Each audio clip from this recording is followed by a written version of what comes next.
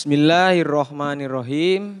Assalamualaikum warahmatullahi wabarakatuh.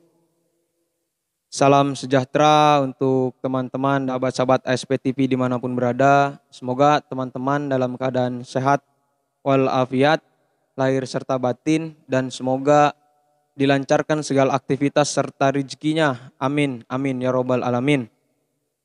Seperti biasa, sebelum saya melanjutkan video kali ini, saya mengingatkan kepada teman-teman agar teman-teman subscribe terlebih dahulu. Yang belum subscribe, like, komen, share, agar channel ASP TV ini semakin berkembang.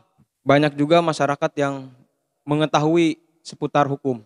Ya, pada kesempatan kali ini, saya membuat video kali ini karena ada beberapa orang yang bertanya kepada saya terkait viralnya berita kasus perundungan dan pelecehan yang ada di KPI atau Komisi Penyiaran Indonesia. Di dalam berita tersebut, banyak yang bertanya kepada saya, "Bang, terkait kasus KPI ini bagaimana sih hukumnya?" Oleh karenanya, simak video ini hingga selesai agar teman-teman dapat memahami selengkap mungkin.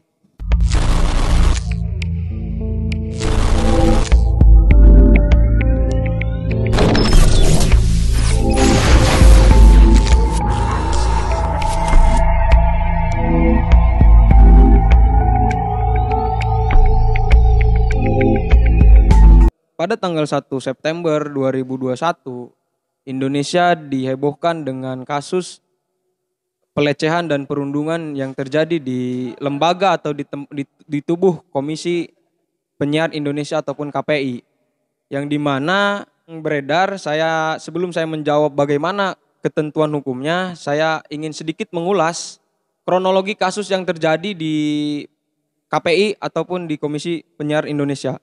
Kronologi kasusnya yang saya dapatkan dari media sosial yang melalui rilis pers yang ditulis oleh terduga korban. Sekitar pada tahun 2011, korban bekerja di kantor KPI. Dari tahun 2011 ini, ketika korban pertama kali bekerja di kantor KPI, korban sudah mendapatkan tindakan-tindakan pelecehan seperti dipukul, dimaki, dan dibuat korban tidak berdaya dalam keadaan tidak berdaya dan tidak bisa melawan.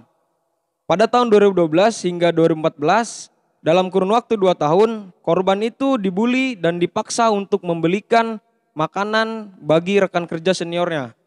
Padahal sesuai dengan taraf jabatan, korban dan rekan senior ini setara.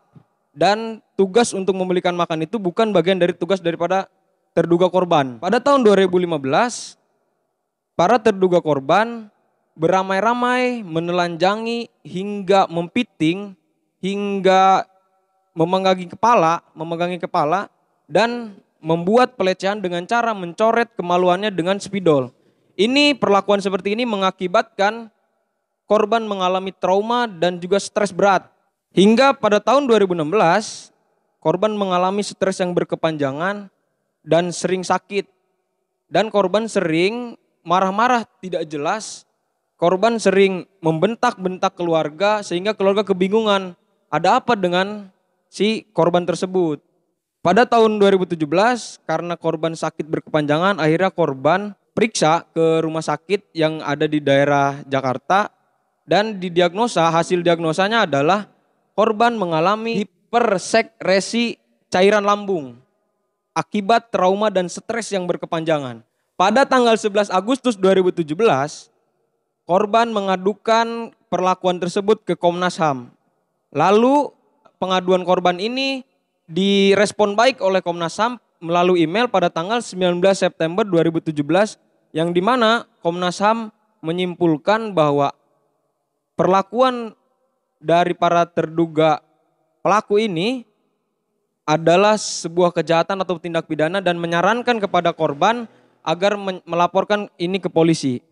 Pada tahun 2018, karena korban tidak kuat dan tidak lagi ada kekuatan karena dimaki dan dibully secara terus-menerus, akhirnya korban sering menyendiri dan sering menangis di musola.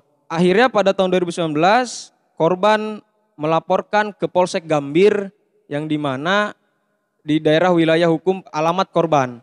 Setelah korban melaporkan ke Polsek Gambir merespon baik dengan cara menyarankan kepada korban agar korban melaporkan peristiwa tersebut kepada atasannya agar kasus semacam ini diselesaikan secara internal kantor. Dalam hal ini kita patut apresiasi kepolisian yang mengedepankan restoratif justice ataupun musyawarah karena memang hukum pidana adalah asas yang berasas ultimum remedium yaitu jalan terakhir. Dalam hal ini kita aplaus baik kepada Polsek agar memberikan saran yang baik. Nah, dari kronologi yang sudah saya paparkan tadi, timbul sebuah pertanyaan. Lalu bagaimana proses hukum terhadap terduga korban dan terduga pelaku? Nah, pada saat ini korban yang berinisial MS sudah melaporkan kejadian tersebut atau peristiwa tersebut kepada pihak kepolisian. Dan saat ini juga sudah ditangani oleh pihak kepolisian untuk dilakukan penyelidikan lebih lanjut. Pada kasus tersebut, KPI juga berperan penting sehingga KPI memberikan sebuah perlindungan serta pendampingan hukum terhadap terduga korban yang berinisial MS. KPI juga melakukan investigasi kepada MS dan juga para terduga pelaku perbuatan pelecehan dan perundingan tersebut. Untuk menghormati setiap proses hukum, KPI menyerahkan seluruh kasus tersebut kepada pihak kepolisian untuk ditangani lebih lanjut dan menemukan titik terang. Lalu ketika sudah ditangani oleh kepolisian, timbul kembali pertanyaan, apakah para terduga pelaku pelecehan dan juga perundungan ini masih bekerja di kantor KPI? Jawabannya adalah saat ini KPI hanya membebas tugaskan para terduga pelaku dari setiap aktivitas pekerjaan kantornya. Hal tersebut guna agar memberikan kelancaran pada proses penyelidikan yang dilakukan oleh pihak kepolisian. Lalu jika dibebas tugaskan seperti itu, KPI tidak mendapat sanksi dong. Nah, sebetulnya saat ini belum ada sanksi yang tegas yang dilakukan oleh KPI karena para terduga pelaku belum terbukti sah meyakinkan melakukan tindakan pelecehan dan juga perundungan.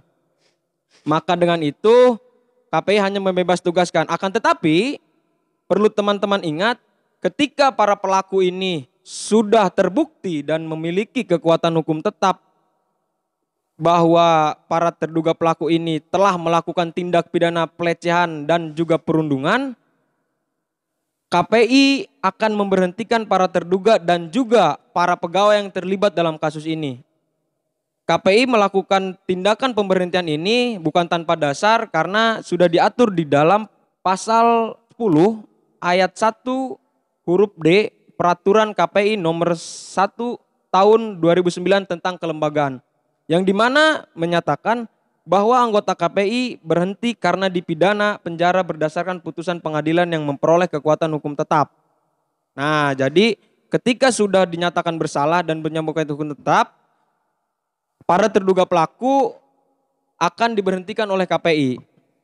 Lalu apabila para terduga pelaku mereka telah diduga melakukan tindak pidana dan melanggar pasal 289 KUHP yang dimana pasal tersebut berbunyi, barang siapa dengan kekerasan atau ancaman kekerasan memaksa seseorang untuk melakukan atau membiarkan dilakukan pencabulan cabul, perbuatan cabul, diancam karena melakukan perbuatan yang menyerang kehormatan kesusilaan dengan pidana penjara paling lama 9 tahun. Dan atau dijerat atau melanggar pasal 281 junto pasal 339 KUHP yang berbunyi pasal 281 diancam dengan pidana penjara paling lama 2 tahun 8 bulan atau pidana denda paling banyak Rp4.500. 1.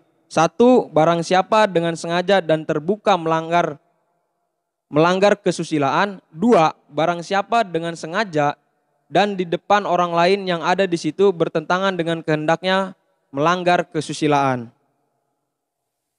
Pasal 335 yang berbunyi diancam dengan pidana penjara paling lama 1 tahun atau denda paling banyak Rp4.500. 1. Barang siapa secara melawan hukum memaksa orang lain supaya melakukan, tidak melakukan atau membiarkan sesuatu dengan memakai kekerasan, sesuatu perbuatan lain maupun perlakuan yang tidak menyenangkan, atau dengan memakai ancaman kekerasan, sesuatu perbuatan lain maupun perlakuan yang tidak menyenangkan, baik terhadap orang itu sendiri maupun orang lain. 2. Barang siapa memaksa orang lain supaya melakukan, tidak melakukan, atau membiarkan sesuatu dengan ancaman pencemaran atau pencemaran tertulis. Ayat 2 mengatakan, dalam hal sebagaimana dirumuskan dalam dalam butir 2, kejahatan hanya dituntut atas pengaduan orang yang terkena. Begitulah ketentuan hukum yang mengatur terkait pelecehan dan juga perundungan yang terjadi di dalam KPI. Kesimpulannya adalah